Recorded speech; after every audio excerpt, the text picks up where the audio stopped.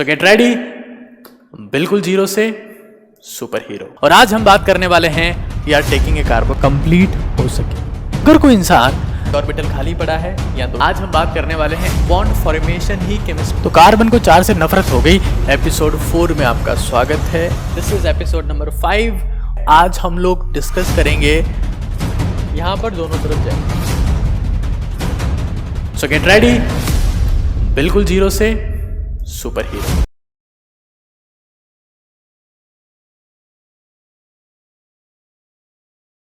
देखिए, सबसे पहले एक बार हम लोग थोड़ा सा आइडिया ले लेते हैं और रेजोनेंस एनर्जी के बारे में। रेजोनेंस एनर्जी के बारे में जो बहुत इंपॉर्टेंट कॉन्सेप्ट है, ठीक है। टॉपिक का नाम डाल लीजिए आप लोग, रेजोनेंस एनर्जी, ठीक है। तो रेजोनेंस एनर्जी होती क्या है, सबसे पहले डेफिनेशन की बात करेंगे और फिर आगे इसके बारे में डिस्कस करेंगे। तो मान लो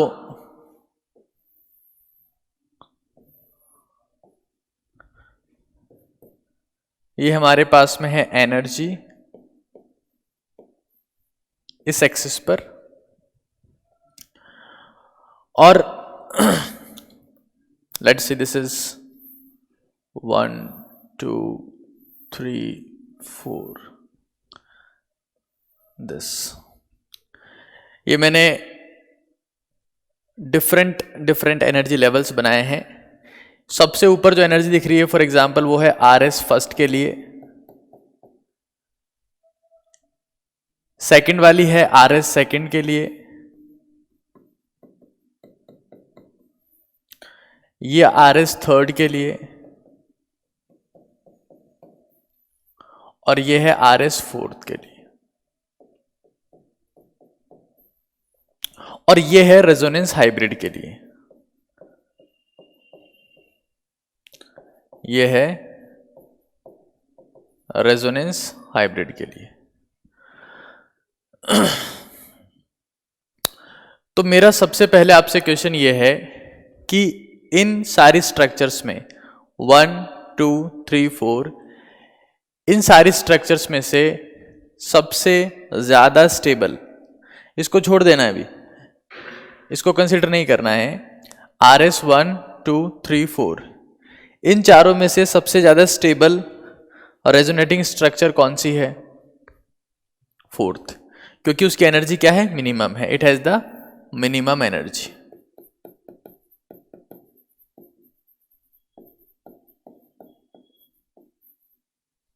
ठीक है।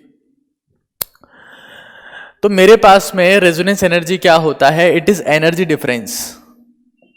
It is the energy difference in between the most stable resonating structure and the resonance hybrid.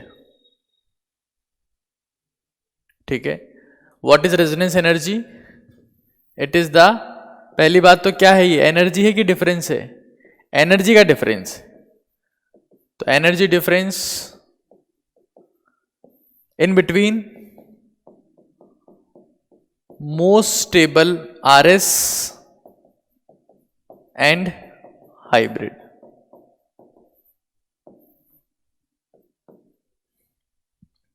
ठीक है, पहली बात ये आप लोगों को ध्यान रखनी है। दूसरी बात, जब मेरे पास में रेजोनेंस एनर्जी ज्यादा होती है तो मॉलिक्यूल की स्टेबिलिटी भी ज्यादा होती है। मतलब stability of a molecular ion, stability of molecule और आयन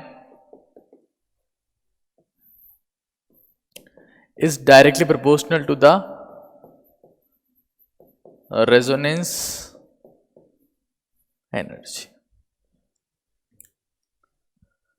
ठीक है, तो ये बात एक बार आप सभी लोग नोट डाउन कर लीजिएगा प्रॉपरली, फिर अपने क्वेश्चन डिस्कस करते हैं।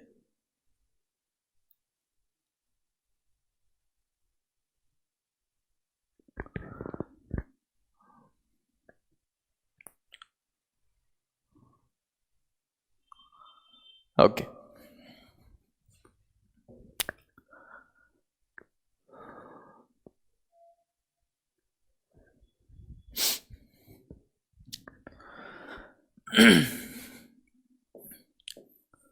फॉर एग्जाम्पल ये मेरे पास में साइक्लोहेक्सीन है, साइक्लोहेक्सीन, और इस साइक्लोहेक्सीन की रिएक्शन आप करवाते हैं 1 मोल ऑफ हाइड्रोजन से, तो उससे क्या बनेगा, साइक्लोहेक्सेन बनेगा, साइक्लोहेक्सेन। अच्छा, अगर मैं आपसे पूछता हूं कि साइक्लोहेक्सीन ज्यादा रिएक्टिव है या साइक्लोहेक्सेन, मैं आपसे पूछ रहा हूं कि साइक्लोहेक्सीन ज्यादा रिएक्टिव है या cyclohexane, cyclohexene because of the pi bonds. तो अगर मैं आपसे पूछता हूं कि साइक्लोहेक्सेन ज्यादा स्टेबल है, क्वेश्चन सुनिएगा, साइक्लोहेक्सेन ज्यादा स्टेबल है कि साइक्लोहेक्सीन, तो स्टेबल कौन है, साइक्लोहेक्सेन। इसका मतलब ये मेरे पास में क्या था, लेसर स्टेबल, और लेसर स्टेबल से ये क्या बन गया मेरे पास में, मोर स्टेबल। ठीक है, कम स्टेबल से ज्यादा स्टेबल बन गया। तो क्या इस प्रोसेस में कुछ अमाउंट में एनर्जी रिलीज हुई होगी, क्या इस प्रोसेस में कुछ अमाउंट में एनर्जी रिलीज हुई होगी, यस। तो मैं बोल देता हूं यहां पर x kilo calorie energy release हुई, ठीक है, x kilo calorie. Second reaction में, ये फर्स्ट रिएक्शन है फॉर एग्जांपल, ये सेकेंड रिएक्शन, सेकेंड रिएक्शन में मान लो मेरे पास में ये था 2 मोल्स ऑफ हाइड्रोजन चाहिए थे, क्योंकि 2 डबल बॉन्ड है, फिर से साइक्लोहेक्सेन बन जाएगा। अब मुझे बताओ इस प्रोसेस में कितनी एनर्जी बाहर निकली होगी,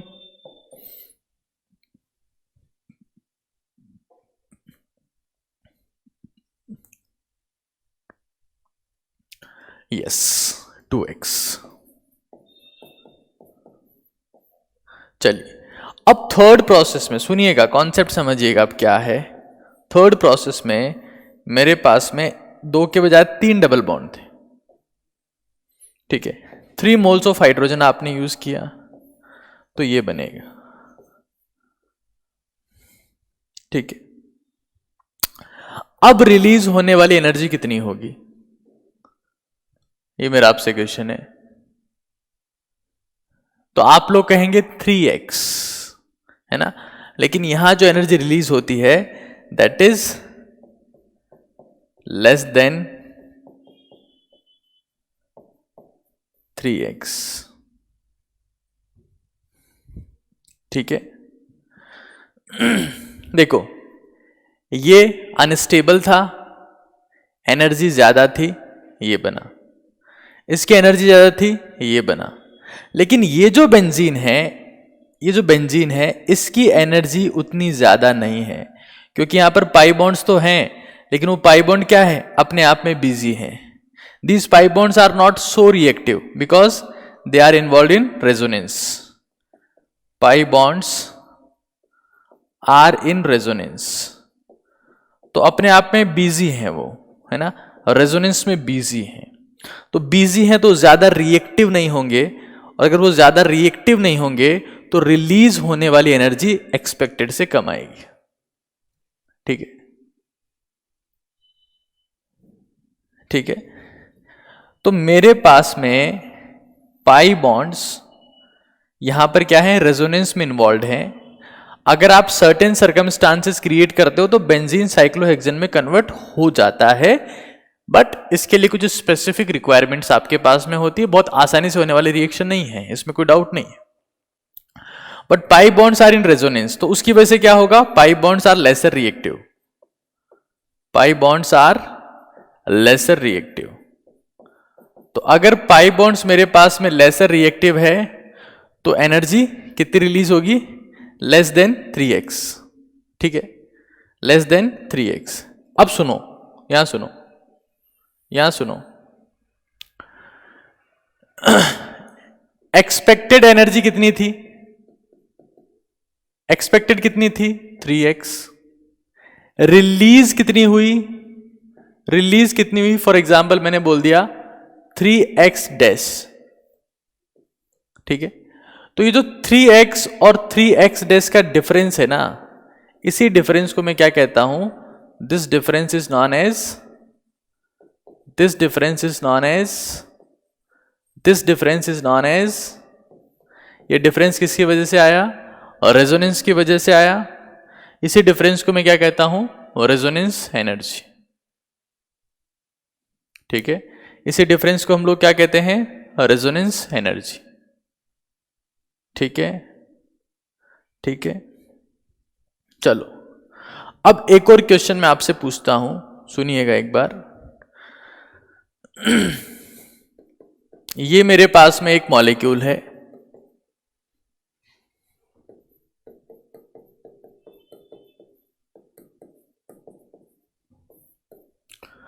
और ये मेरे पास में एक मॉलिक्यूल है।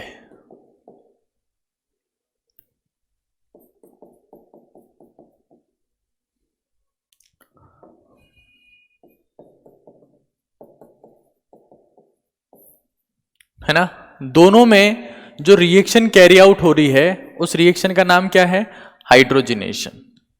पहले में जो रिएक्शन कैरी आउट हो रही है उसका नाम क्या है? हाइड्रोजिनेशन। और दूसरे में जो रिएक्शन कैरी आउट हो रही है उसका नाम भी क्या है? हाइड्रोजिनेशन। दोनों हाइड्रोजिनेशन है। किस केस में ज्यादा एनर्जी रिलीज होगी? एनर्जी किस केस में ज्यादा रिलीज होगी, फर्स्ट या सेकंड? फर्स्ट, फर्स्ट, ठीक है। क्यों? सेकंड वाले केस में क्या है? कॉन्जुगेशन है, डबल, सिंगल, डबल। तो क्या पॉसिबल है? रेजोनेंस पॉसिबल है। रेजोनेंस इज पॉसिबल, पहली बात। अगर रेजोनेंस पॉसिबल है तो मेरे पास में इसकी रिएक्टिविटी कम हो जाएगी।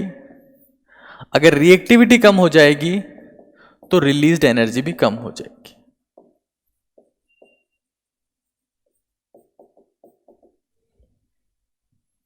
ठीक है, बात समझ में आ रही है? अच्छा, अगर मैं आपसे पूछता हूं, ये मेरे पास में एल्कीन 1 है और ये मेरे पास में एल्कीन 2 है ना? इसमें से किस एल्कीन को एल्केन में कन्वर्ट करना आसान है? इसमें से किस एल्कीन को एल्केन में कन्वर्ट करना आसान है? फर्स्ट वाले को, क्योंकि उसमें डबल बॉन्ड जो है वो अपनी पोजीशन पर ऑक्यूपाइड हैं, they are not moving at all. इस एल्कीन को एल्केन में कन्वर्ट करना डिफिकल्ट है because pi bonds are fairly stable. Pi bonds are stable, pi bonds are stable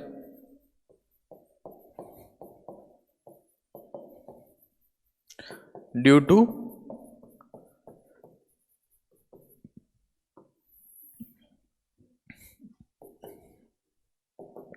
resonance. ठीक है, क्या इतना सब लोगों को क्लियर है? ठीक है, तो ये बात सभी लोगों को समझ में आनी चाहिए। ठीक है, अब हम लोग चलते हैं एक बार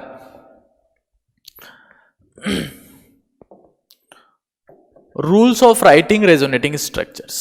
जो अपना सेकंड टॉपिक है आपका, वो क्या है? ये बहुत ही इंटरेस्टिंग रूल्स हैं भाई, ना कोई फ्रस्ट्रेट होने की जरूरत नहीं है इसमें। Rules of writing resonating structures.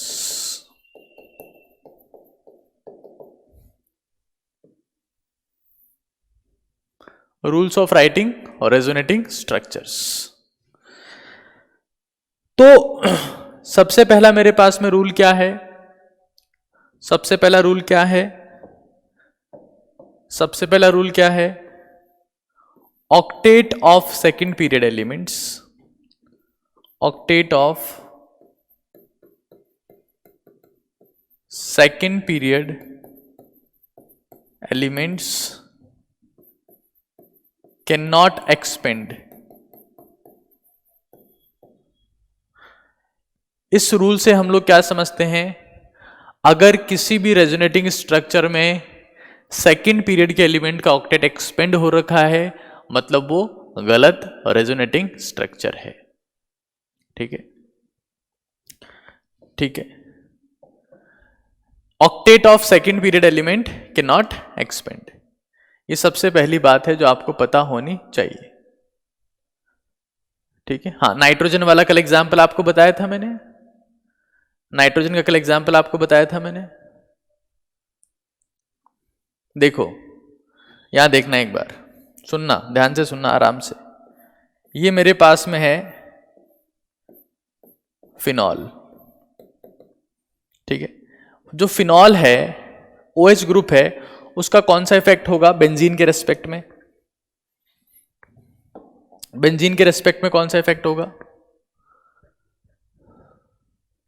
+M, क्योंकि इसके पास में लोन पेयर है तो डोनेट करेगा।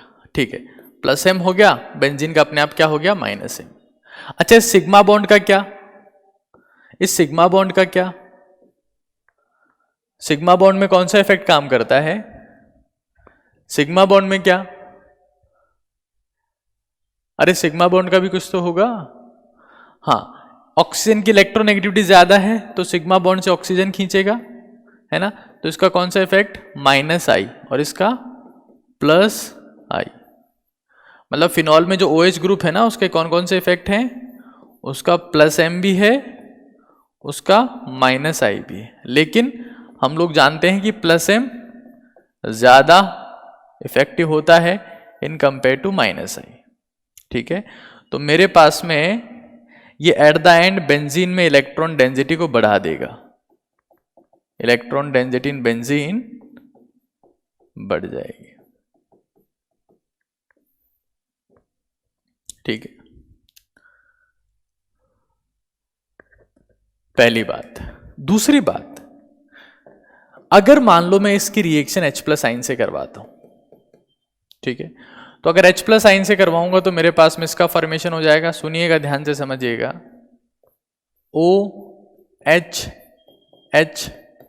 Positive, OH positive. एक लोन पेयर दे दिया, एक लोन पेयर इसके ऊपर अभी भी है ना? ठीक है, अब पॉजिटिव चार्ज है, लोन पेयर भी है, अब इस ऑक्सीजन का कौन सा इफेक्ट होगा? अब इस ऑक्सीजन का कौन सा इफेक्ट होगा? अब इस ऑक्सीजन का कौन सा इफेक्ट होगा? -I तो हमेशा ही रहेगा, उसमें तो कोई दिक्कत ही नहीं, -I तो हमेशा ही रहेगा, उसमें कोई डाउट नहीं है, सिर्फ -I होगा। अब यहां पर मेरे पास में देखिए, इसका ऑक्टेट पूरा हो रखा है, सुन रहे हैं आप लोग? इसका ऑक्टेट पूरा हो रखा है, ये लोन पेयर यहां से खींच नहीं सकता, ये लोन पेयर यहां से खींच नहीं सकता। सुनिएगा, ध्यान से सुनिएगा, मैं रीजन बता रहा हूं। ये पाई बॉन्ड के इलेक्ट्रॉन यहां से खींच नहीं सकता, क्योंकि बॉन्ड कितने बन जाएंगे? एक लोन पेयर पहले से, एक और बॉन्ड, 4 बॉन्ड, एक लोन पेयर, 10 इलेक्ट्रॉन हो गए, पॉसिबल नहीं है। प्लस ये लोन पेयर अब देगा भी नहीं, क्यों नहीं देगा? Oxygen has positive charge. तो अब इसका क्या होगा? Only -I effect, only -I effect, only -I effect. Positively charged oxygen कभी भी किसी को लोन पेयर नहीं देगा। ठीक है,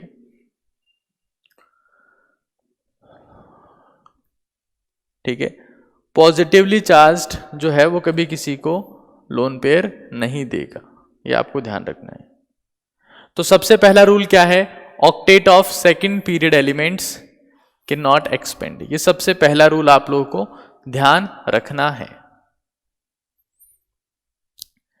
एक बार जब हम लोग rules of writing resonating structures पढ़ लेंगे तो उसके बाद में हम लोग पढ़ेंगे the relative stability of the resonating structure. ठीक है, तो ये सबसे पहला रूल है।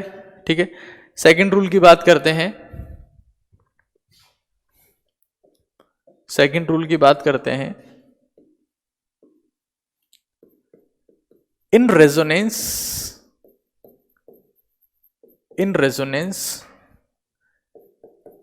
there is movement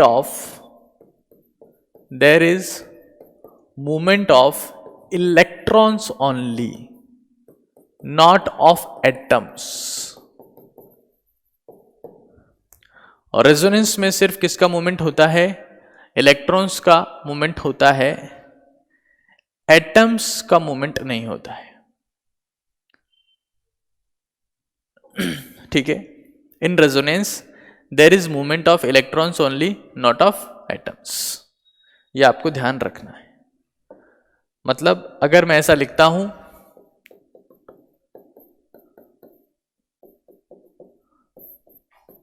और ये कोई स्ट्रक्चर है, फॉर एग्जाम्पल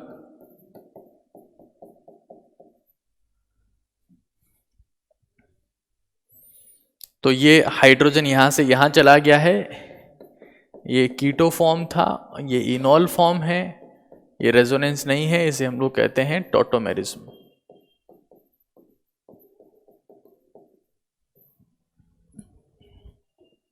ठीक है, साथ साथ में नोट करते जाइएगा, साथ साथ में सभी लोगों को नोट करना है। इस बात का आप लोग अवश्य रूप से ध्यान रखें कि किसी भी केस में इन चीजों को मिस नहीं करें।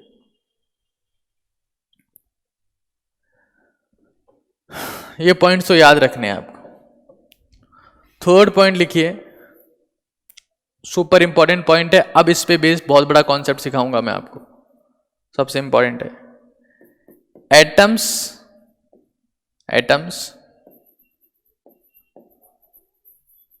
undergoing resonance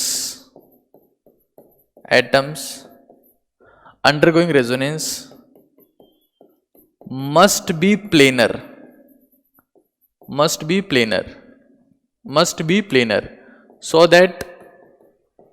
so that their p orbitals can get parallel to each other। शांति से नोट करना है इसको, इतना इंटरेस्टिंग टॉपिक नहीं है, but we will try to create a bit of interest now, है ना।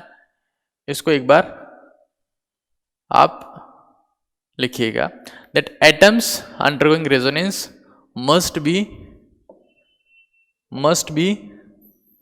Planar so that their p orbitals can get parallel to each other. अब इसका मतलब मैं एक बार आपको बताता हूं, है ना। Atoms undergoing resonance must be parallel so that their p orbitals can get parallel to each other। इसका मतलब क्या है एक बार आप लोग समझिएगा, है ना। इसका मतलब क्या है एक बार आप समझिए। अच्छा एक बात बताओ, एटम्स एक ही प्लेन में हो, इसके लिए उनका स्टेट ऑफ हाइब्रिडाइजेशन क्या होना चाहिए?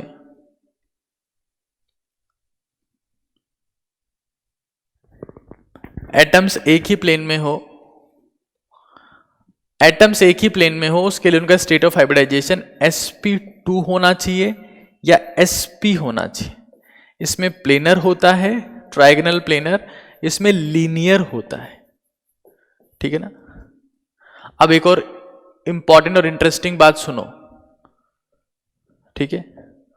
कौन से स्टेट ऑफ हाइब्रिडाइजेशन के साथ में, सुनना क्वेश्चन पूछ रहा हूं, कौन से स्टेट ऑफ हाइब्रिडाइजेशन के साथ में एटम्स रिंग का फॉर्मेशन नहीं कर सकते? कौन से स्टेट ऑफ हाइब्रिडाइजेशन के साथ में एटम्स रिंग का फॉर्मेशन नहीं कर सकते? यस, इस स्टेट ऑफ हाइब्रिडाइजेशन के साथ में ring formation is not possible. क्यों? Because they want to be linear, वो बेंट नहीं होना चाहते, रिंग के लिए बेंट होना पड़ेगा। Ring formation not possible, ring formation not possible. ठीक है ना, ये थोड़ा सा इंटरेस्टिंग चीज है, इसको आप लोग समझिए। ये सुन रहे हैं आप लोग? Atoms undergoing resonance must be planar so that their p orbitals can get parallel to each other. अब सुनिएगा एक बार, ये क्वेश्चन सुनिएगा, देखिएगा. फॉर एग्जाम्पल ये मेरे पास में बेंजीन है ना. बेंजीन में ये p ऑर्बिटल्स होते हैं, ऐसे p ऑर्बिटल्स होते हैं मेरे पास में. ठीक है. p ऑर्बिटल्स आपस में पैरेलल क्यों चले गए? बिकॉज ये मेरे पास में जो एटम्स है वो प्लेनर है. यहाँ हाइड्रोजन है, यहाँ हाइड्रोजन, यहाँ हाइड्रोजन, ट्राइगोनल प्लेनर है ना, हाइड्रोजन हाइड्रोजन. तो बेंजीन में सारे के सारे ऑर्बिटल्स मेरे पास में क्या है? पाई बॉन्ड का फॉर्मेशन यहां हो रखा है. ठीक है. फिर पाई बॉन्ड का फॉर्मेशन मेरे पास में यहां हो रखा है, और फिर पाई बॉन्ड का फॉर्मेशन यहां हो रखा है.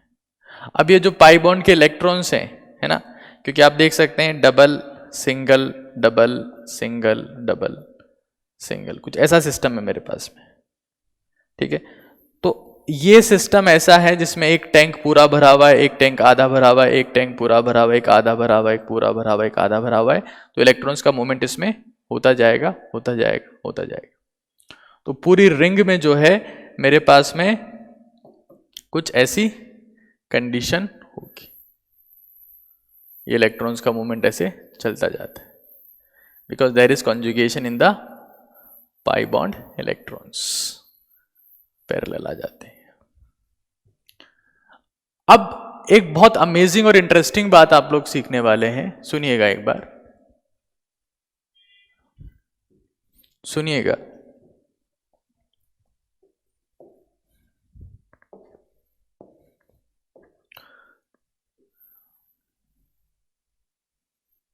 है ना. जैसे मान लो ये मेरे पास बेंजीन है ना, ये मेरे पास में बेंजीन है, ये मेरे पास में बेंजीन है. बेंजीन के पास में एक इलेक्ट्रोफाइल आता है CH3+. अब बहुत इंटरेस्टिंग बात है, पूरे फोकस के साथ में देखिएगा आप लोग, अभी अभी सब समझ में आ जाएगा, रुक जाओ. ठीक है. तो इलेक्ट्रोफाइल जैसे ही बेंजीन के पास में आएगा, बेंजीन में पाई बॉन्ड के इलेक्ट्रॉन्स है, इलेक्ट्रोफाइल CH3+, मतलब इसके पास में क्या होगा? एक वैकेंट ऑर्बिटल होगा, है ना. इसके पास में एक वैकेंट ऑर्बिटल होगा, एक ही लोब बना देते हैं उसका, एक बड़ा जो बॉन्ड बनाएगा बेसिकली एक छोटा लोब. क्या होगा इसमें? एक वैकेंट ऑर्बिटल. सुनिएगा ध्यान से. बेंजीन, जैसे ही बेंजीन के पास में कोई सा इलेक्ट्रोफाइल आएगा, कौन सा इफेक्ट ऑपरेट होना स्टार्ट हो जाएगा? कौन सा इफेक्ट ऑपरेट होगा? कौन सा इफेक्ट ऑपरेट होगा? कौन सा इफेक्ट ऑपरेट होगा? याद करो, याद करो. क्या आपने जिंदगी में इलेक्ट्रोमेरिक इफेक्ट का नाम सुना है? क्या आपने जिंदगी में इलेक्ट्रोमेरिक इफेक्ट का नाम सुना है? क्या आपने जिंदगी में इलेक्ट्रोमेरिक इफेक्ट का नाम सुना है? क्या आपने जिंदगी में इलेक्ट्रोमेरिक इफेक्ट का नाम सुना है? क्या होता है? Temporary transfer of pi bond electrons. लिख लो, लिख लो एक बार. Temporary transfer of pi bond electrons in the presence of electrophile और न्यूक्लियोफाइल. आराम से लिख लो, कोई दिक्कत नहीं है. Temporary transfer of pi bond electrons in the presence of electrophile और न्यूक्लियोफाइल. तुम कुछ बनो ना बनो, ऑर्गेनिक केमिस्ट्री में लेजेंड जरूर बन जाओगे ना. चलो.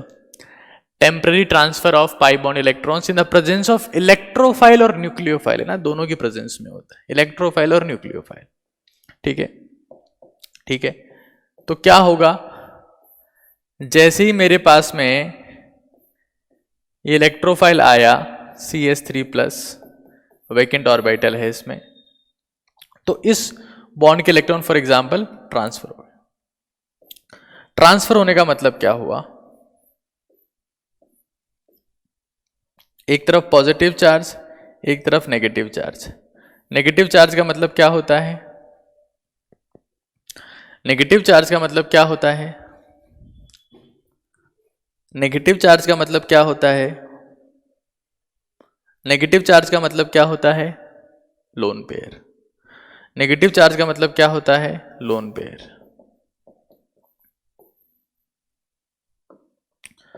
क्या हो जाएगा? एक इलेक्ट्रॉन यहां से यहां ट्रांसफर, क्या एक इलेक्ट्रॉन यहां से ट्रांसफर हो जाएगा? क्या एक इलेक्ट्रॉन यहां से ट्रांसफर हो जाएगा? क्या एक इलेक्ट्रॉन यहां से ट्रांसफर हो जाएगा? क्या दोनों में बॉन्ड फॉर्मेशन हो जाएगा? क्या दोनों में बॉन्ड फॉर्मेशन हो जाएगा?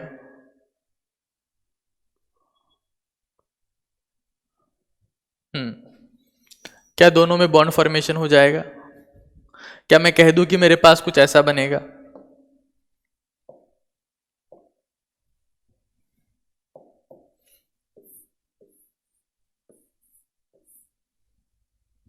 ये बॉन्ड एज इट इज, ये बॉन्ड एज इट इज, यहां पॉजिटिव चार्ज, और इन दोनों में ये बॉन्ड फॉर्मेशन हो गया।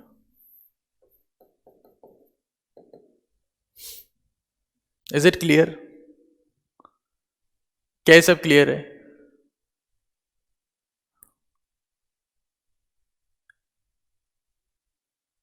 क्लियर है? अब सुनो मेरी बात, अब सुनो मेरी बात। जैसे ही ये बॉन्ड फॉर्मेशन हुआ इस कार्बन पर, यहां हाइड्रोजन तो मेंटेन है, ये एक बॉन्ड बन गया 1 2 3 4। इस कार्बन का स्टेट ऑफ हाइब्रिडाइजेशन क्या हो गया? जैसे ही बॉन्ड फॉर्मेशन हुआ इस कार्बन का स्टेट ऑफ हाइब्रिडाइजेशन क्या हो गया? sp3। sp3 का मतलब ये क्या हो गया? sp3 का मतलब ये क्या हो गया? टेट्राहेड्रल। टेट्राहेड्रल मतलब क्या हो गया? Non planar. नॉन प्लेनर मतलब इस कार्बन की वजह से अब इस पूरी रिंग में रेजोनेंस पॉसिबल नहीं है। इस पूरी रिंग में रेजोनेंस पॉसिबल नहीं है। इस पूरी रिंग में रेजोनेंस पॉसिबल नहीं है क्योंकि कार्बन क्या हो गया? Non planar. ये क्या हो गया? Non planar. ये क्या हो गया? नॉन। ये बात समझ में आ रही है ना आप लोगों को? नहीं आ रही है? आ रही है ना? हाँ, बहुत बढ़िया। तो बेंजीन अगर ये नॉन प्लेन हो गया मतलब अब रेजोनेंस पॉसिबल नहीं है, और रेजोनेंस पॉसिबल नहीं है तो क्या हो गया? इसकी स्टेबिलिटी कम हो गई। दुनिया में हर एक रिएक्शन का एक ही टारगेट होता है कि वहां पर रिएक्शन के बाद स्टेबिलिटी बढ़े, रिएक्शन के बाद स्टेबिलिटी बढ़े, रिएक्शन के बाद स्टेबिलिटी बढ़े, रिएक्शन के बाद स्टेबिलिटी बढ़े। तो ये बेंजीन, सुनो अब क्या होगा देखो।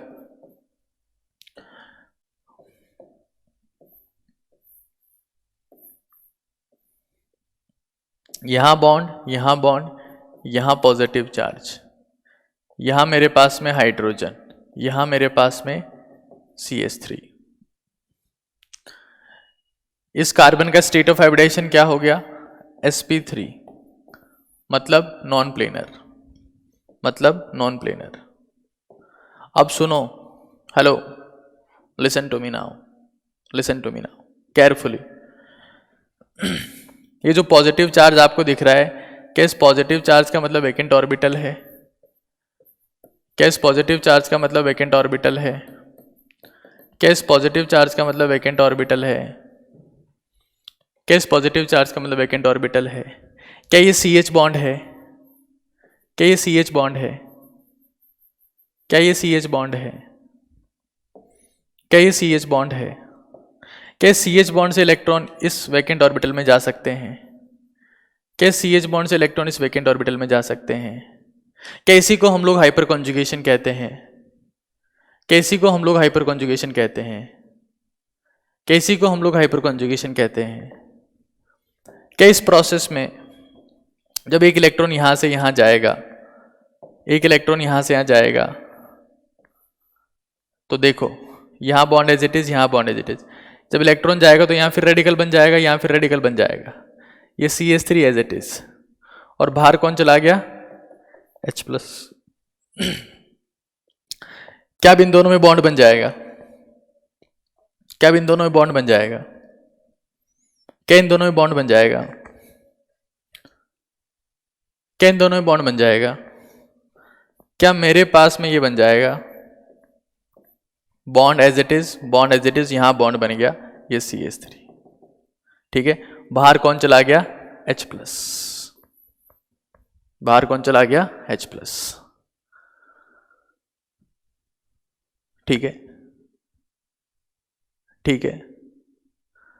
तो ये मेरे पास में एक इलेक्ट्रोफाइल था, ये मेरे पास में कौन था? एक इलेक्ट्रोफाइल था, और इस इलेक्ट्रोफाइल ने किसको बाहर निकाल दिया? H+ को, जो भी क्या था? इलेक्ट्रोफाइल, जो भी क्या था? इलेक्ट्रोफाइल, जो भी क्या था? Electrophile.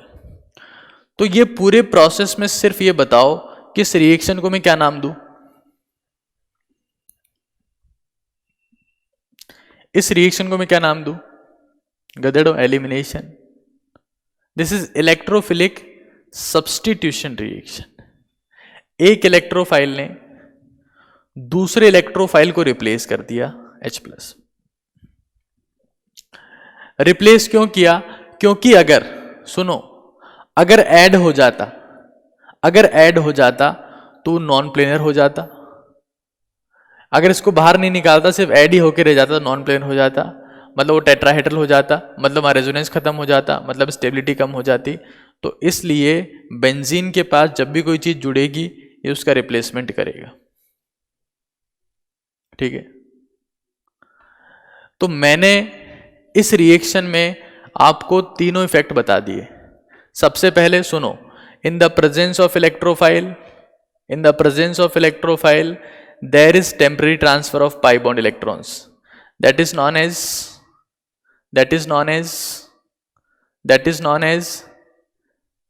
electromeric effect, that is known as electromeric effect। उसके बाद बॉन्ड फॉर्मेशन हुआ, तो इस कार्बन का क्या हो गया? Non planar. तो यहां पर क्या हो गया? कौन सा इफेक्ट काम हुआ? कौन सा इफेक्ट काम किया? कौन सा इफेक्ट काम किया? कौन सा इफेक्ट काम किया? Hyper conjugation. क्योंकि जैसे ही नॉन प्लेनर होगा या रेजोनेंस होना बंद हो जाएगा, पूरी रिंग में रेजोनेंस नहीं होगा। अब हाइपर कॉन्जुगेशन हो रहा है, अब हाइपर कॉन्जुगेशन हो रहा है, अब हाइपर कॉन्जुगेशन हो रहा है, और फाइनली H+ बाहर चला गया, जिससे बन गया toluene.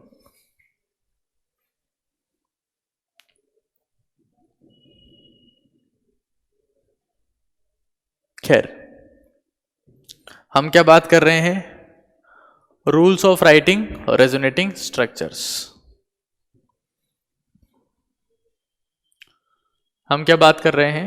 Rules of writing, resonating structures. पहला रूल हमने क्या लिखा? Octet of second period element can not expand. क्या पहला रूल क्लियर है सबको? फिर हमने सेकंड रूल क्या लिखा? In resonance there is movement of electrons not of atoms. फिर थर्ड हमने क्या लिखा? Atoms undergoing resonance must be planar so that their p orbitals are parallel. फिर हमने एक बेसिक सी रिएक्शन पढ़ी। अभी क्वेश्चन देखो,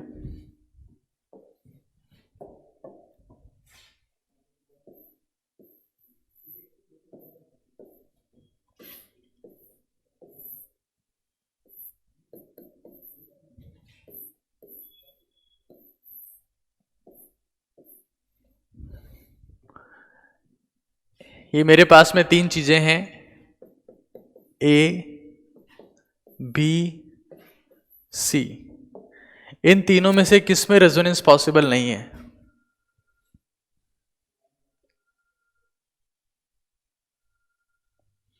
इन तीनों में से किस में रेजोनेंस पॉसिबल नहीं है? Yes, very nice. क्या इसमें सारे के सारे कार्बन एटम्स, क्या इसमें सारे के सारे कार्बन एटम्स sp2 हाइब्रिडाइज्ड हैं? क्या इसमें सारे के सारे कार्बन एटम्स sp2 हाइब्रिडाइज्ड हैं? यस, मतलब क्या है? All atoms are planar, all atoms are planar.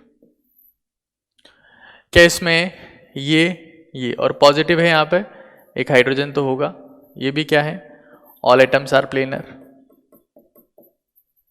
All atoms are planar. ठीक है, तो पूरी रिंग में रेजोनेंस पॉसिबल है, पूरी रिंग में रेजोनेंस पॉसिबल है। यहां पर ये जो एटम दिख रहा है इट इज sp3 हाइब्रिडाइज्ड। तो जो रेजोनेंस होगा वो सिर्फ यहीं तक होता रहेगा, रेजोनेंस यहीं पर होगा, पूरी रिंग में रेजोनेंस नहीं होगा, पूरी रिंग में रेजोनेंस नहीं होगा, पूरी रिंग में रेजोनेंस नहीं होगा। ठीक है, all atoms are not planar, all atoms are not planar. ठीक है,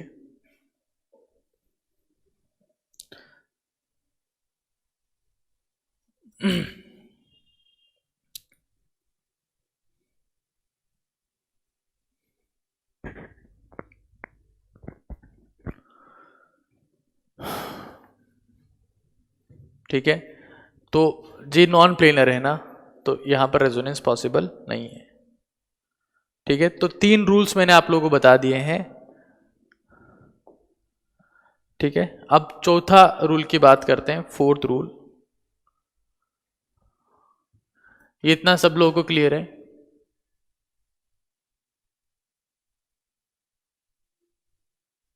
बी में रेजोनेंस कैसे होगा?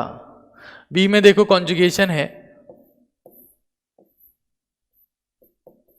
Positive single double, positive single double, मतलब कुछ ऐसा है ये, पॉजिटिव सिंगल या डबल सिंगल पॉजिटिव एक ही बात है ना, डबल सिंगल पॉजिटिव। तो कैसे रेजोनेंस होगा? तो क्या करोगे आप, इसमें रेजोनेटिंग स्ट्रक्चर बनाने के लिए जो पॉजिटिव है उसके पास में किसको लाओगे? नेगेटिव को। तो उसके पास में नेगेटिव को लाएंगे अपन, बहुत सिंपल चीज है। या नेगेटिव आएगा, या नेगेटिव आएगा, नेगेटिव आने का मतलब क्या आ जाएगा? लोन पेयर, है ना। तो जैसे ही यहां नेगेटिव आएगा इन दोनों में क्या बन जाएगा? बॉन्ड बन जाएगा। तो यहां बॉन्ड बना रहा हूं मैं, और यहां पॉजिटिव एज इट इज। ठीक है, फिर मैं इस पॉजिटिव के पास में क्या लाऊंगा? नेगेटिव को लाऊंगा। तो यहां नेगेटिव आएगा तो इन दोनों में बॉन्ड बन जाएगा।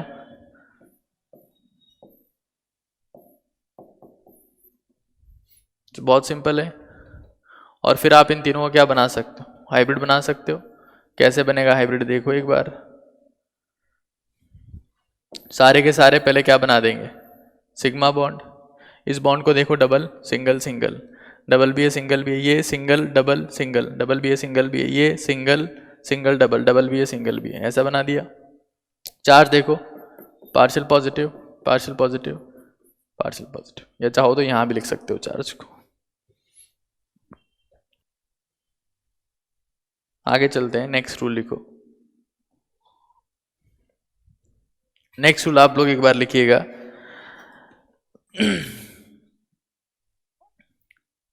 टोटल चार्ज लिखिए आप लोग, next rule, 4th rule. while writing resonating structures, while writing resonating structures, total charge and total unpaired electrons, total charge and total unpaired electrons are constant.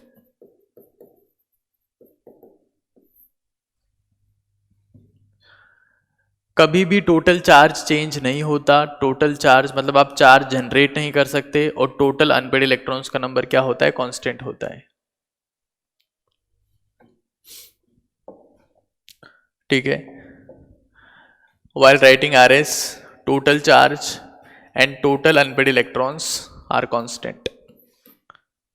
ठीक है, ये आपको ध्यान रखना है.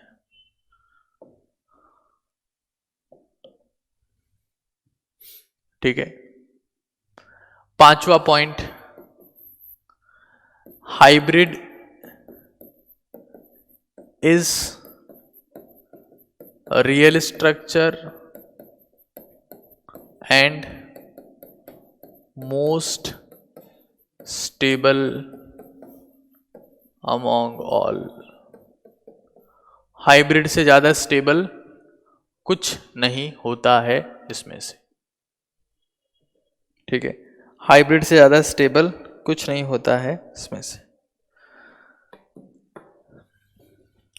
तो ये 5 रूल हैं, बहुत बेसिक रूल्स मैंने आपको बताए हैं, ये आप लोगों को पता होने चाहिए.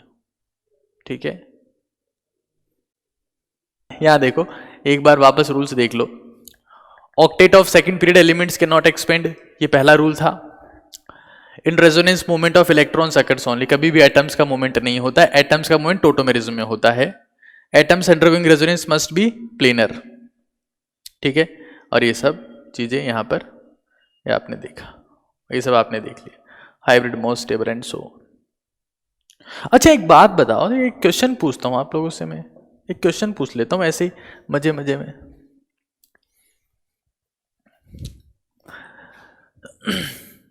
CH2 double bond CH single bond CH2 minus CH3 CH2 minus. बताओ इसका स्टेट ऑफ हाइब्रिडाइजेशन क्या होगा? इसका स्टेट ऑफ हाइब्रिडाइजेशन क्या होगा? इसका स्टेट ऑफ हाइब्रिडाइजेशन क्या होगा? ऊपर वाले का, इसका बताओ. नेगेटिव चार्ज का मतलब लोन पेयर होता है, तो नंबर ऑफ सिग्मा बॉन्ड 1 2 3, एक लोन पेयर, 3 + 1 4. नेगेटिव चार्ज का मतलब लोन पेयर होता है 1 2 3, 3 + 1 4. 4 का मतलब sp3, 4 का मतलब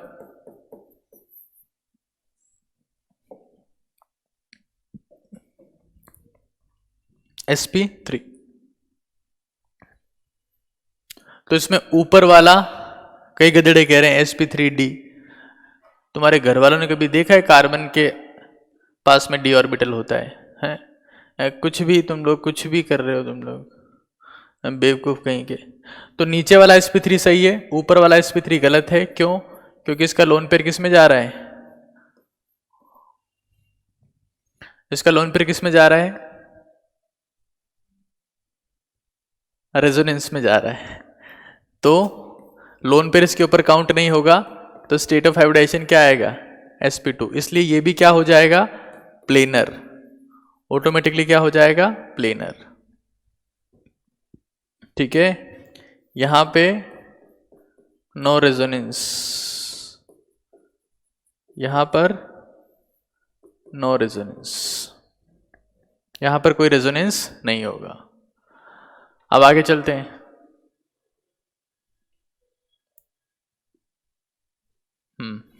चलो,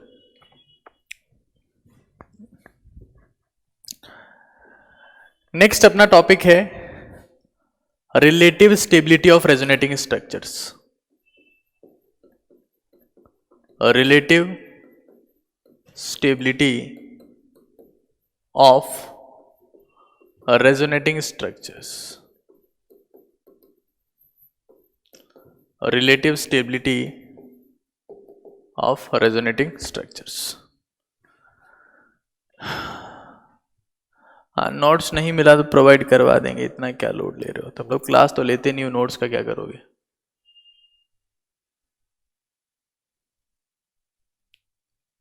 ठीक है, और कोई इंस्टाग्राम आईडी देना चाहता है खुद की, जिसको CIA वाले ढूंढ रहे हो? हाँ दे दो, इंस्टाग्राम आईडी दे दो, सबकी दे दो. अरे रे रे रे रे, गधेड़ो, यहां देखो, सुनना एक बार ध्यान से। मैं क्या कर रहा हूं, मैं फॉर्मिक एसिड की कुछ स्ट्रक्चर्स बना रहा हूं, relative stability of resonating structure, मैं कुछ स्ट्रक्चर्स बना रहा हूं। एक,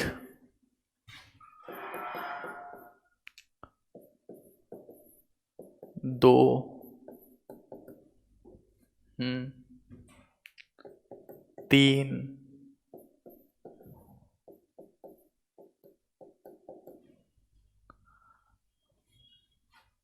एक, दो, तीन, चार, ये मैंने स्ट्रक्चर्स बना दी फॉर्मिक एसिड की। अब शांति से सुनते जाना बिना माथाफोड़ी के, मैं 1 सेकंड में आपको समझा दूंगा कि कैसे फाइंड आउट करते हैं रिलेटिव स्टेबिलिटी, है ना। इसमें बहुत ज़्यादा दिक्कत होती है, जे एडवांस के हिसाब से थोड़ा इंपॉर्टेंट एस्पेक्ट है, नीट में तो बहुत पूछते नहीं इतना। यहां देखो, ठीक है, सबसे पहली बात, अभी रूल्स अपन अपने आप लिख देंगे।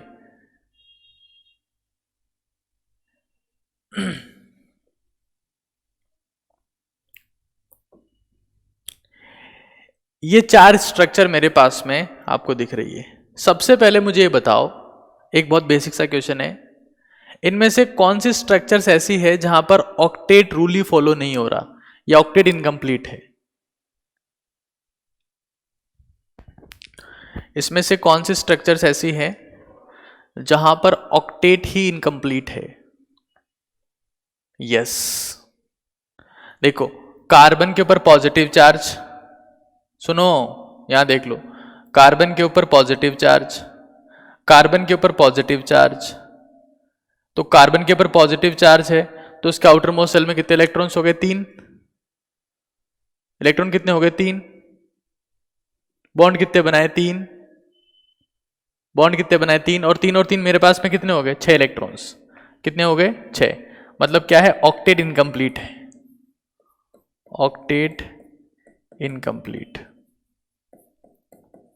Octet incomplete. इसमें देखो, ऑक्सीजन के ऊपर पॉजिटिव चार्ज है, यहां देख लो एक बार, ऑक्सीजन के ऊपर पॉजिटिव चार्ज है, ऑक्सीजन के ऊपर पॉजिटिव चार्ज है। ऑक्सीजन के आउटर मोस्ट शेल में कितने इलेक्ट्रॉन्स होते हैं? ऑक्सीजन के आउटर मोस्ट शेल में कितने इलेक्ट्रॉन्स होते हैं? ऑक्सीजन के आउटर मोस्ट शेल में कितने इलेक्ट्रॉन्स होते हैं? 6। एक पॉजिटिव चार्ज आया, एक पॉजिटिव चार्ज आया, एक पॉजिटिव चार्ज आया, कितने हो गए? 5। अब इसको ऑक्टेट पूरा करने के लिए कम से कम कितने बॉन्ड बनाने थे? 3। इसने कितना बनाया? 1। तो यहां पर भी क्या है? Octet incomplete, octet incomplete. तो relative stability of resonating structure में सबसे पहला रूल क्या लिखना है आपको? ऐसी स्ट्रक्चर सबसे ज्यादा अनस्टेबल होती है जिसमें ऑक्टेट रूल या ऑक्टेट इनकम्प्लीट होता है।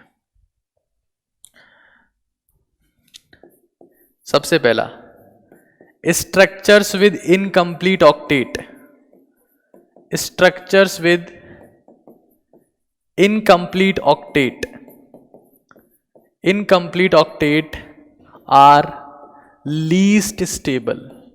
मैं देखता हूं स्टूडेंट रेजोनेटिंग स्ट्रक्चर की स्टेबिलिटी चेक करते हैं, इसी रूल को इग्नोर कर देते हैं, इसी रूल को वो नहीं देखते हैं, तो सबसे बड़ी दिक्कत है भाई। सबसे पहले ये देखना है that structures with incomplete octet are least stable. जब भी आप रिलेटिव स्टेबिलिटी देखोगे, सबसे पहले किसको देखोगे? सबसे पहले किसको देखोगे? सबसे पहले किसको देखना है? ऑक्टेट रूल को। आज तक जो आपने समझा है उसको बदल दो, जो देखा है उसको बदल दो। आप लोग पता है क्या देखते हो? इलेक्ट्रोनेगेटिव के ऊपर नेगेटिव चार्ज, अरे रे ये आ गया स्टेबल, इलेक्ट्रोनेगेटिव के ऊपर नेगेटिव चार्ज, मजा आ गया। नहीं, सबसे पहले आपको देखना है किसको? सबसे पहले किसको देखना है? सबसे पहले किसको देखना है? मेरे साथ में सभी लोग बोलेंगे, सबसे पहले किसको देखना है? आप लोग क्या देखते हो? इलेक्ट्रोनेगेटिव के ऊपर नेगेटिव चार्ज है, मजा आ गया, ये सबसे ज्यादा स्टेबल है। सबसे पहले किसको देखना है? Octet rule. ऑक्टेट रूल, अगर ऑक्टेट पूरा नहीं है तो सबसे कम स्टेबल है, पहली बात। ठीक है, अब सुनो, आगे देखो, आगे देखो, क्या इस स्ट्रक्चर में ऑक्टेट पूरा है?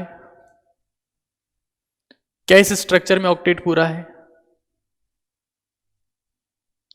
क्या इस स्ट्रक्चर में ऑक्टेट पूरा है? ठीक है, क्या तीसरी वाली में भी ऑक्टेट पूरा है? ऑक्सीजन के आउटर मोस्ट सेल में कितने इलेक्ट्रॉन्स होते हैं? 6। एक नेगेटिव चार्ज है, कितने हो गए? 7। उसके बाद एक बॉन्ड बनाया, कितने हो गए? 8। ऑक्टेट पूरा है। ऑक्सीजन के आउटर मोस्ट सेल में 6 इलेक्ट्रॉन होते हैं, एक पॉजिटिव चार्ज आया, कितने बचे? 5। बॉन्ड कितने बनाए? 1 2 3, कितने हो गए इलेक्ट्रॉन? 8। और हाइड्रोजन का तो डुप्लेट देखना है, डुप्लेट पूरा है। कार्बन 1 2 3 4 4 बॉन्ड बना रहा है, तो पहली स्ट्रक्चर में भी ऑक्टेट पूरा है और तीसरी में भी पूरा है।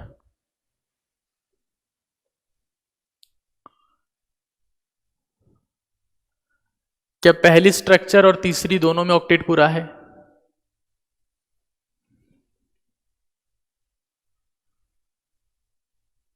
ठीक है, ठीक है। सेकंड रूल क्या है?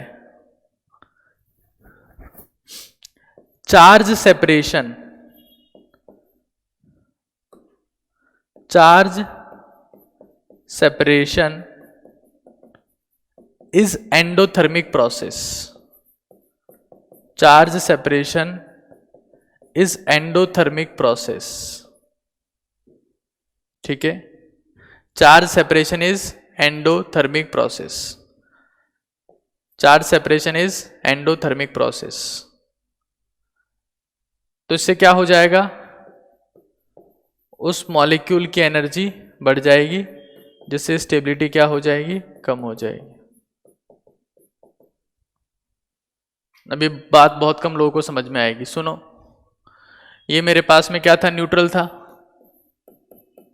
न्यूट्रल था। ये क्या था? बोलो, ये क्या था? सिर्फ इतना बोलो, ये क्या था? सिर्फ इतना बोलो, ये क्या था? सिर्फ इतना बोलो, ये क्या था? न्यूट्रल। क्या इसमें चार्ज सेपरेशन हो गया? क्या इसमें चार्ज सेपरेशन हो गया? ऊपर नेगेटिव, यहां पॉजिटिव। क्या चार्ज सेपरेशन हो गया?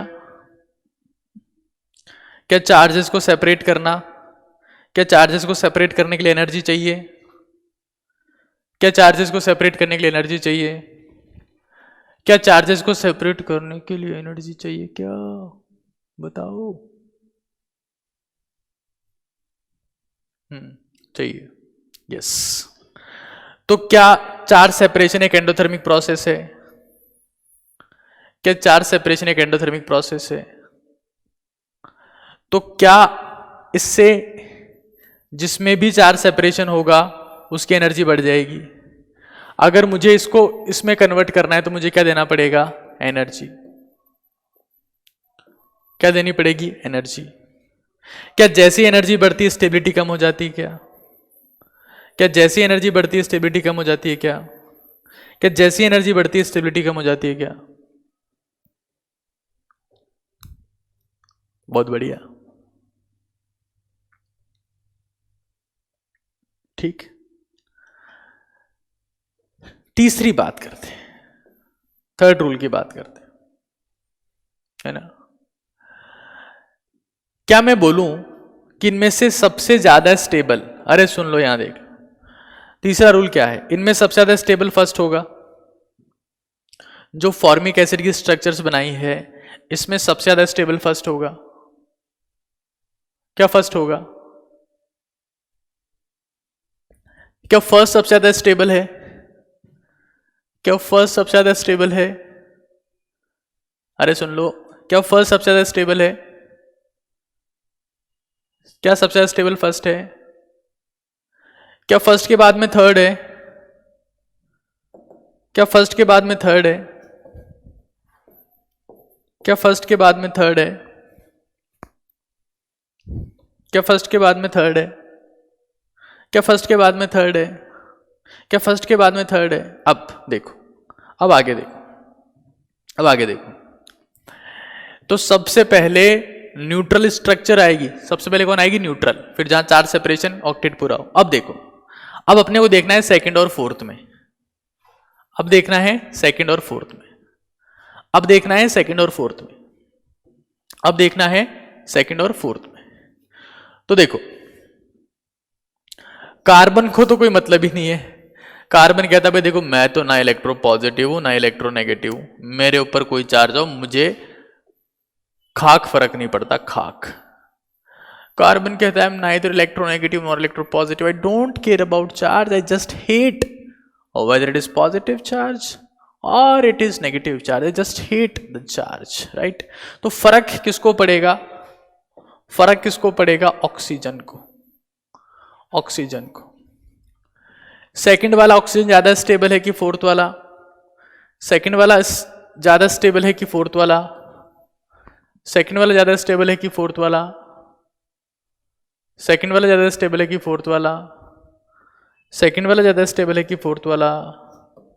Yes, second and then fourth.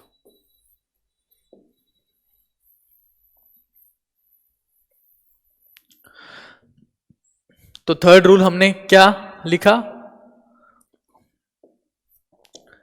Charge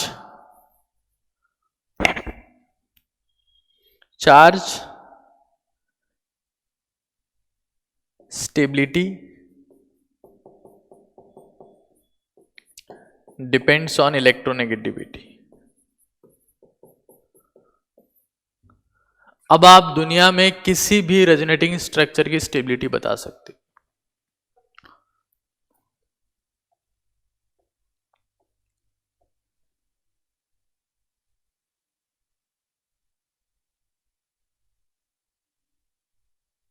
अरे फोर्थ में,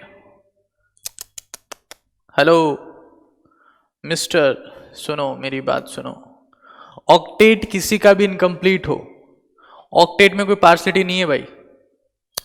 सेकंड वाली में कार्बन का ऑक्टेट इनकम्प्लीट था,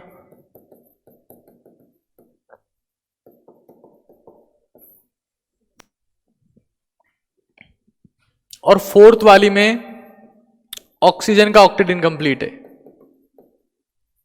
फोर्थ वाली में ऑक्सीजन का ऑक्टेट इनकम्प्लीट है, मतलब सेकंड और fourth, hello listening me, second और फोर्थ दोनों में क्या है? ऑक्टेट इनकम्प्लीट है। सेकंड और फोर्थ दोनों में ऑक्टेट क्या है प्यारे बच्चे? इनकम्प्लीट है ना? तब अपन ने किसको देखा है? चार्ज को देखा है। तब हमने किसको देखा है? चार्ज को देखा है।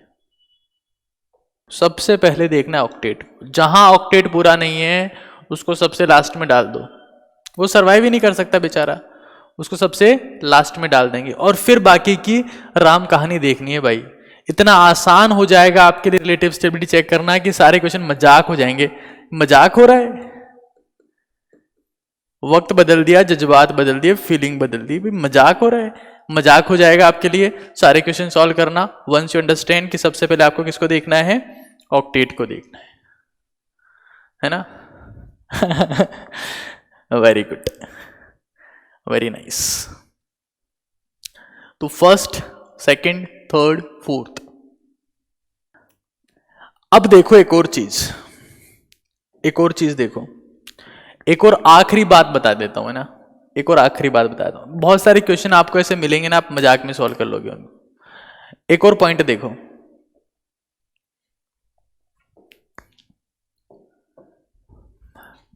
देखो RS with same charges on adjacent RS with same charges on adjacent atoms are highly unstable, highly unstable. RS with same charges on adjacent atoms are highly unstable.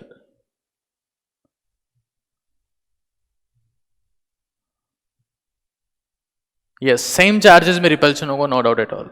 अभी भी कुछ कंफ्यूजन है क्या उसमें? इस पॉइंट को, चौथा पॉइंट को नोट करो एक बार, इसको देख लेते हैं क्या क्या डाउट आ रहा है भाई इसमें, क्या माथाफोड़ी आ रही है तुम्हें, बताओ एक बार इसमें कहाँ दिक्कत है। एक बार बाकी सब रुक जाओ, एक बालक कुछ पूछ रहा है, बालक पूछो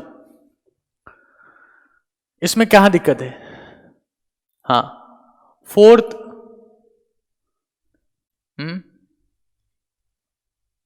अरे कार्बन, कार्बन को तो कोई मतलब ही नहीं है, कार्बन को मतलब ही नहीं, देखना किसको है, ऑक्सीजन को।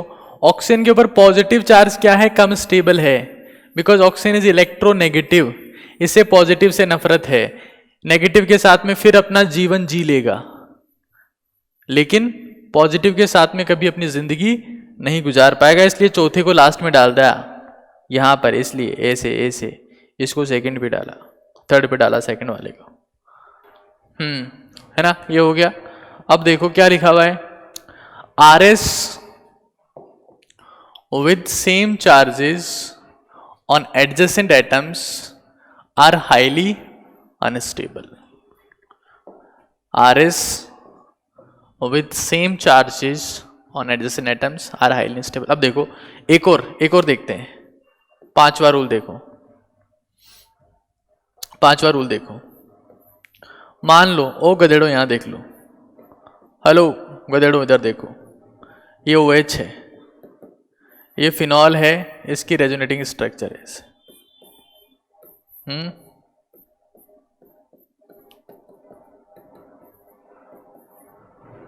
ठीक है, और फिर ये ऐसे,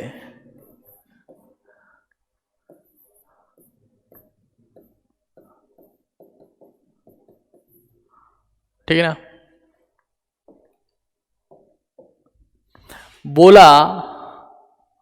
बोला कि आगे भी करवा देते हैं, चलो तुम रोते रहोगे जिंदगी भर, वरना तो मेरे माथे आओगे, मेरा सर खाओगे, बड़ा पछताओगे, बड़ा पछताओगे, मुझे छोड़कर जो तुम जाओगे, बड़ा पछताओगे, बड़ा पछताओगे। RS1, RS2, 3, 4, 5,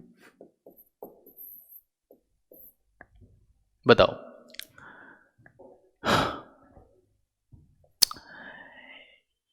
ये 5 रेजोनेटिंग स्ट्रक्चर्स बनाइए मैंने एक रूल समझाने के लिए, एक और रूल समझाने के लिए, ठीक है। इन 5 में से सबसे ज्यादा स्टेबल कौन सी है?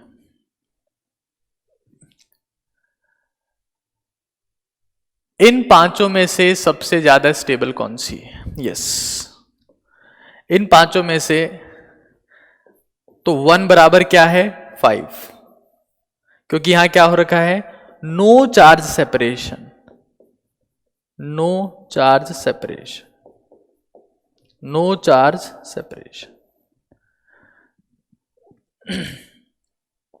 बाकी सेकंड, थर्ड, फोर्थ, इन सारी स्ट्रक्चर्स में भी क्या है, ऑक्टेट तो पूरा है, ऑक्टेट पूरा है कि नहीं है, ऑक्टेट पूरा है कि नहीं है, अरे ऑक्टेट पूरा है कि नहीं है, ऑक्टेट पूरा है। तो फिर बताओ सेकंड, थर्ड और फोर्थ में से अब बाद में कौन आएगा? तो अब आएगा मेरे पास में सेकंड बराबर 4 और लास्ट में मेरे पास में आएगा कौन सा, थर्ड। लास्ट में कौन सा आएगा, थर्ड। कोई मुझे इसका रीजन बता सकता है? लास्ट में थर्ड क्यों आएगा? देखो, चार्ज सेपरेशन की डिस्टेंस इन दोनों में सेम है, oxygen carbon negative, oxygen carbon negative, लेकिन यहां पर डिस्टेंस ज्यादा है, oxygen carbon carbon carbon negative, तो यहां पर क्या है, मोर charge separation, more charge separation. तो अगर चार्ज सेपरेशन ज्यादा है तो क्या हो गया ये, मोर एंडोथर्मिक। अगर चार्जेस को दूर करते हैं तो उस प्रोसेस में क्या लगता है, एनर्जी लगती है। अगर ज्यादा दूर करना है तो क्या होगा, ज्यादा एनर्जी लगेगी, ज्यादा एनर्जी लगेगी। चार्जेस को यहां से ठेठ यहां तक लेके आए तो इस प्रोसेस में क्या चाहिए मुझे, ज्यादा एनर्जी चाहिए। जितनी ज्यादा डिस्टेंस होगी, जितनी ज्यादा डिस्टेंस होगी उतनी ही ज्यादा एनर्जी लगेगी। तो सबसे पहले क्या बोला अपन ने, more charge separation. More charge separation मतलब more endothermic and lesser stable, lesser stable, है ना। तो RS विद सेम चार्जेस, अगर सेम चार्जेस पास पास में है तो कम स्टेबिलिटी होगी, और अगर ऑपोजिट चार्जेस दूर दूर हैं, अगर मेरे पास में क्या है, ऑपोजिट चार्जेस दूर दूर हैं, तो उस केस में भी मेरे पास में स्टेबिलिटी क्या होगी, कम होगी, है ना। तो please note this point and this is the last point for today's class and then we're gonna finish up it. Okay, so get ready, बिल्कुल जीरो से सुपर हीरो। और आज हम बात करने वाले हैं यार टेकिंग ए कार्बो कंप्लीट हो सके। अगर कोई इंसान ऑर्बिटल खाली पड़ा है या तो आज हम बात करने वाले हैं बॉन्ड फॉर्मेशन ही केमिस्ट्री। तो कार्बन को 4 से नफरत हो गई। एपिसोड 4 में आपका स्वागत है। This is episode number 5। आज हम लोग डिस्कस करेंगे, यहां पर दोनों तरफ जाएंगे। सो गेट रेडी, बिल्कुल जीरो से सुपर हीरो।